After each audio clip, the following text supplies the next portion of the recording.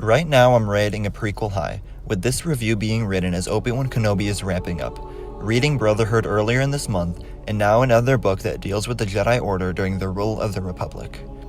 I think it's safe to say that I've gotten my share of Obi-Wan Kenobi stories recently, which led me to compare a lot of details about this book with the other Obi-Wan stories that I've read or seen lately. In my opinion, this was the weakest of the three, but all three have had different versions of Obi-Wan. In this novel, we get a much younger Obi-Wan when he is still a Padawan under Qui-Gon, and the relationship between them was very interesting to explore. The references to Dooku in the present added a lot to the story, but I wasn't a fan of the flashback scenes every few chapters.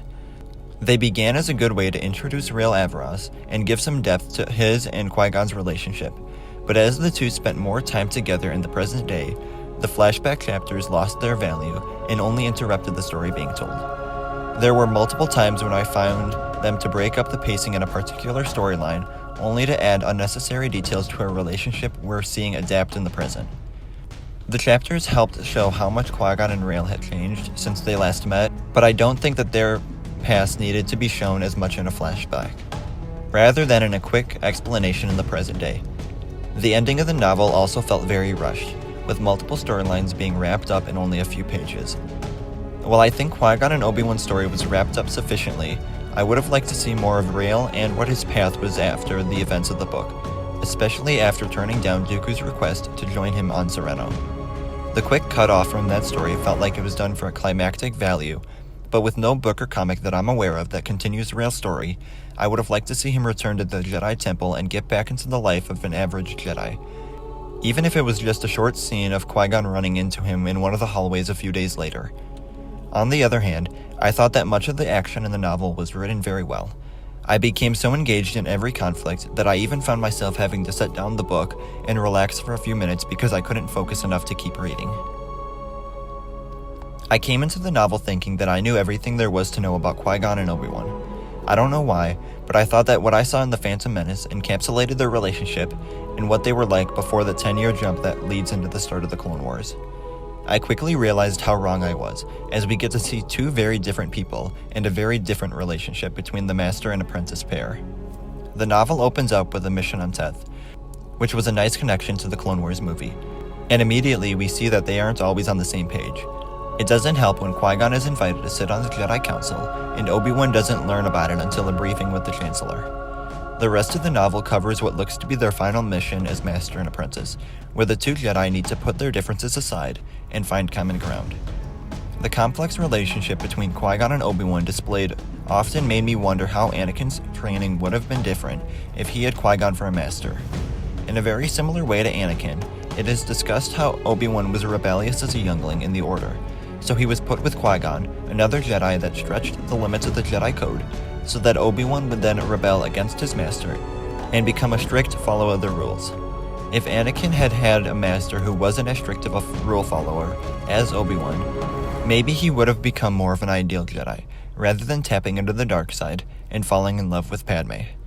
As the story progressed, the looming knowledge that it was likely Qui-Gon and Obi-Wan's last mission together made their interactions have much more weight to them, even though we all know that they remain Master and Apprentice up until Qui-Gon's death on Naboo. There are a lot of internal conflicts that they both push aside during the mission, but as they near the end, the two Jedi finally start to find common ground and heal their past wounds. Qui-Gon has always been one of my favorite Jedi, solely because of his ideology and his willingness to follow the Force rather than the Jedi Order, and I was thrilled that he was the main focus of this novel, with the majority of the story being told from his point of view. Taking place 8 years before the Phantom Menace, the Jedi Order has already begun to lose their way, and there were many conversations about morality that sprung up during the story that helped show where the Order is at this point. The main one that comes to mind is the idea of slavery, which was a reoccurring problem throughout the novel. Because the slavery is seen in the Outer Rim, and also done by the large corporation Zerka, the Republic, and thus the Jedi, don't have the control to be able to stop it, despite it being wrong. It brings up the interesting conversation between Qui-Gon and Obi-Wan about the importance of doing what's right, even if it exceeds their mandate as Jedi. The Jedi Order has become so caught up with the Jedi Code and the laws of the Republic that following the Force and doing the right thing are no longer their primary focus. Qui-Gon being invited to sit on the council also allowed Gray to fit in some history and just how important that invitation was, and how meaningful it is that Qui-Gon chose to stay Obi-Wan's master and follow the Force on his own terms. The majority of the novel is spent on the planet Pijal and its moon, and while we do spend a lot of time there, Gray still makes every description of the setting feel fresh and unique.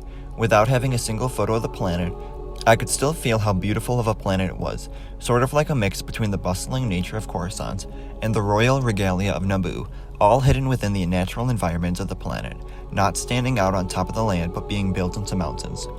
The details given about the current political crisis help add life to the planet's people, since as a reader I could understand the entire scope of what was happening on their planet, and to their government. The reveal that the opposition were nothing more than performers who had attempted to protest peacefully was done in a surprising way, but I wished that their story would have been wrapped up better after their leader surrendered to prove a point. After Halen surrenders and offers the data to Qui-Gon and the Pijal government, there is never a mention of the opposition ever again. While Qui-Gon and Obi-Wan are enjoyable in this novel, this story only succeeds because of the wide variety of surrounding characters. Being a political thriller, there needed to be a lot of different characters around that could give the reader possible suspects for the terrorist attacks, and other than a few of the high-ranking officials on Pijal, I never had any problem remembering who was who. Each person has a unique characteristic or position that separates them from the group, whether it be their intense loyalty to the princess, their greed and untrustworthiness, or the troubled past of a good person. Whenever I had suspicions about a character, something would come up that would completely prove me wrong. For the most part, every twist and turn caught me by surprise, like the opposition not being the real terrorists, and Princess Fannery actually being the one trying to stop the treaty from being signed. The unexpected moments added life to a story that otherwise was very static with its pacing. Rahara and Pax, two jewel thieves, were two of my favorite characters throughout the book. They both have had rough pasts, with Rahara being an escaped slave, and Pax being raised by protocol droids until adulthood. And before meeting the Jedi, they found their way around the laws in order to make a profit. But their time in the Pijal system shows that they are in fact good people who care about each other more than they are willing to let on, and will do the right thing when their opportunity presents itself, even if it means risking their own life. Even with characters like Qui-Gon and Obi-Wan, these two brand new characters had my favorite character arc throughout the novel, because it showed that someone can come from a bad place, have made bad decisions, and yet still choose to do good. The last character I want to talk about is Rael Averross. I had heard about him before reading this book, but I was surprised with how quickly I was drawn to the character at the beginning. I could quickly tell that he wasn't an ordinary Jedi, and the way that Gray tells the story of his past failure with his Padawan added a sort of sympathy for the character. Even after everything he went through, it was his parental love for Fannery, and his need to forgive himself for his Padawan that allowed Fannery to grow a terrorist organization without anyone realizing it. Even though some of the character moments felt excessive, he quickly became one of my favorite Jedi, and I would have liked to see his story conclude better in the epilogue. If you're a prequel fan, this book is for you. It sheds a lot of new light on the relationship between Qui-Gon and Obi-Wan, while still giving us plenty of new characters to get attached to and grow with. Every location felt fresh and yet still a part of the same universe, and I particularly enjoyed getting to dive into a time period where there haven't been many stories told. There is quite a large political aspect of the story, but this book is well worth the read for any fan of the prequel era or the Jedi in general. Master and Apprentice tells a solid political thriller with enough twist to keep the story engaging, but its true strength lies in the diverse set of supporting characters, earning a rating of 8.5 out of 10. Let me know what you thought of Master and Apprentice and what rating you would give it in the comments below. Please consider liking the video and subscribe for more in-depth reviews like this, as well as up-to-date news stories, Star Wars lore, gaming videos, and more. As always, thank you all for watching, and remember, the Force will be with you, always.